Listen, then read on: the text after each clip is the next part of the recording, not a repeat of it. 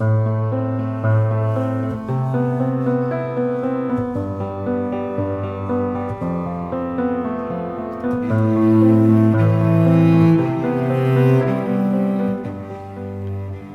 nationalism might serve short-term political goals, but it's ultimately short-sighted and self-defeating. We will not end the pandemic anywhere until we end it everywhere. Vaccine nationalism is the biggest risk, in my view, on the global effort to counter this pandemic. Vaccine equity is an affirmation of human rights, and any act of nationalism really does impede on the realizations of the human rights all across the world.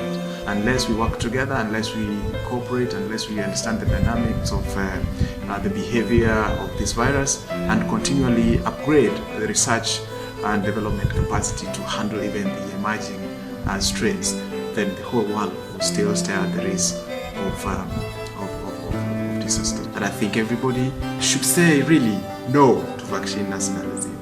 We should be united in promoting equitable access. We should be united in promoting sustainable access. And this, in my view, is the only way that the world will ensure sustainable, rational recovery from this pandemic. Vaccine nationalization is of course wrong because we have countries who has no access to vaccine, and some countries are very poor, and it would be very difficult for them to vaccinate their own people. So if we can't achieve the mass vaccination of the whole world, the other countries, we are not going to have a safer, free COVID world, because we should vaccinate every single person in this entire world, and the more we do this, the more safer place it's going to be.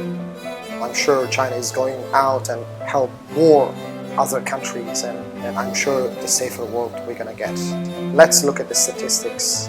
Up to now, 350 million doses has been delivered to over 80 countries, and I think this is a massive help, especially to countries with low income and more poorer countries where they don't have access to vaccines.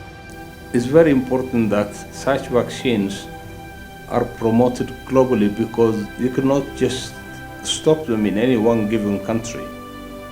And when you talk about the vaccine nationalism, some Western countries have been hoarding vaccines more than they need.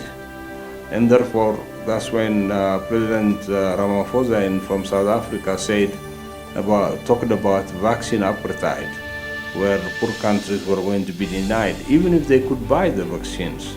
Ultimately, health is the main determinant of the well-being of humanity. Whether you talk about food security, whether you talk about national security issues, unless people are healthy, it's not going to make sense.